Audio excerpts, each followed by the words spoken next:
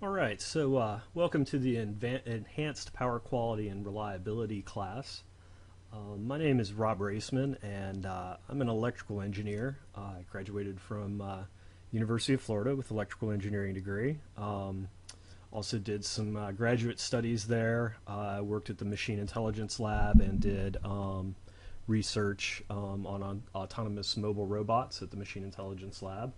Um, Worked for the electric company in Jacksonville, Florida, JEA, which is the eighth largest electric or municipal electric utility in the United States. And there I worked in the power plants as an electrical engineer. I was specifically responsible for the emissions monitoring systems, which we installed for the Clean Air Act. And those systems collected continuously emissions data from the power plants and reported it to the EPA. And that's how I got started in kind of the real time data gathering and analysis and reporting, which I've been doing for over 20 years now. In 2000, I left the electric company, went out and started my own consulting firm, and have been doing that ever since. So I'm really excited to be teaching this class. I've been in industry, worked on practical real world projects now for quite some time, and I see that the stuff that we're going to teach in this class is really the kind of material that's lacking out there in industry. And I think there are a lot of really good opportunities for people who understand the things that we're going to teach in this class. And so I'm really excited to be sharing kind of my knowledge and experience in this with you. And I'm excited that there are people who want to continue and do these kind of things. Hopefully, this introductory lesson, I'm going to talk about smart grid fundamentals. It's probably going to be a lot different than any of the other smart grid stuff that you've heard. I'm going to give it to you, from a perspective of somebody who's worked in the utility industry for quite some time. I actually started co-oping. I worked in the environmental affairs department at JEA. Started co-oping in 1989, so that was my first exposure to the electric utility industry, and I've been doing it ever since. I've also worked, in manufacturing. I worked at NASA for Dynex Engineering. Did some work on the payload ground handling mechanism that used to load the payloads into the space shuttle. Worked in the marine industry on some ships for the Navy and also for cruise ships. And various manufacturers. So I've got a lot of different experience in this kind of stuff, and I think that hopefully I'll be able to pass some of that perspective on to you and get you excited about this kind of stuff because it really is it's cool stuff, and there's just a lot of opportunity out there if you learn it. So I'm going to start just talking about the grid, and I've got a slide that kind of a simple slide that shows an overview of what an electric grid looks like, just for us to talk about here. We've been operating electric grids. The late 1800s. Thomas Edison was built the first electric grid. He built the first power plant and ran lines down the street and let people run electric lights and stuff like that. And of course, when he started, it was a novelty, and they might run the power plant at night for a few hours so you could run your lights and show off to your neighbors and stuff like that. And then as it moved on, of course, people wanted the lights on all the time, and reliability became a little bit more of an issue, and they learned through trial and error how to make these things work, and got a little more complicated. And by the early 1900s, by about the 1920s, they were starting to interconnect electric grids, in different cities or different towns might be nearby, and they realized that, if the power plant in that town went down, that it was nice to be able to send some power from the town next door, and so 1920s we started the first interconnected power grids, but even in the 1920s it was limited to the East Coast. If you lived in a bigger city on the East Coast, you might have some electricity, and if you didn't, if you lived out west or didn't live on the eastern seaboard, you're pretty much out of luck. I know, my grandmother who's going to turn 96 here in next month in July. 2013. She was born in 1917. She grew up on a farm in Ohio and never had electricity growing up. Um, so we've been doing this for a long time, from one perspective, and then from another perspective, we're still pretty new to it. Um, Electric grids have always traditionally been kind of set up where you have your power plants, that feed the power into the grid, and then you distribute that out to your users, whether they be industrial customers. Whether they be industrial customers or residential customers, like we have over here. Um, and It was pretty simple. And up until recently, even back in the 80s and 90s, it really wasn't all that simple to collect information about what was going on in the grid. I know when I started working for the electric company in 1989, a lot of the telemetry systems were based on leased phone lines, and the equipment was really primitive. And you only instrumented the things that were absolutely vital because it was really expensive and really complicated to do. And so there were just a lot of things that you didn't know what was going on, and I can give you a real good example of that. You look at how the electric meters are read, I think most electric meters are still read this way today.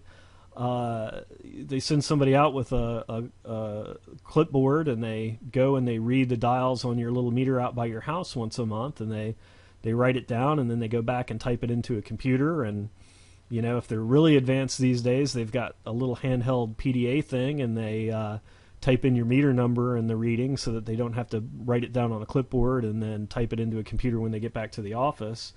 And we're really just now, probably in the last 10 years, seeing automated meter reading systems where companies are putting in radio networks and electric meters, and they're able to go and automate that. They can go take, readings periodically over this radio network. But again, just in the last 10 years, so you think about somebody who's been in the utility industry, somebody who has like a 30-year career in the utility industry, the folks that are retiring right now, it's really at the very end of their career that these changes are happening. And prior to that, the electric grid had, been this pretty archaic, old-fashioned kind of thing. So I just want to talk to you a little bit about some of the challenges that we see, that people in the electric industry are kind of struggling with now. And again, that's how I think this talk might be a little different than some of the things that you've heard in the past about the smart grid. Smart grid's one of those things. It's kind of a marketing term almost. People talk about the smart grid, and everybody knows that you're supposed to be impressed with the smart grid, and it's really advanced and all that. But people don't really think about some of the drivers that are happening, some of the things that are happening in the industry, and some of the drivers that are driving us toward this. And of course, there are also government programs that are encouraging this kind of thing. But even without those, there's lots of reasons to be moving toward a smarter grid architecture if you're running an electric utility. So let's talk about those a little bit in relation to these diagrams. So some of the things that are happening, of course, is that in a traditional electric grid, like I said, you have the power plants are all here and they feed the power in, and then all the users are down here and they suck the power out, right? Well, you can see we've got kind of the renewable energy now, and renewable energy is wherever the energy is. So people are putting these photovoltaic farms out wherever they can put them, and people are starting to put the photovoltaic arrays on their homes. They're putting little wind turbines on their homes, or they've got wind farms. Wind farm might be in different locations, might be spread all over the place.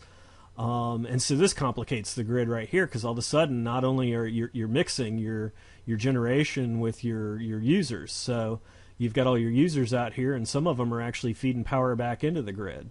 Well, if like I said, if you've been working in the utility industry for years, this just hasn't been done. And so you're doing something new that you've complicated the grid. You've made it much more complicated now because you've got power feeding in from all over the place.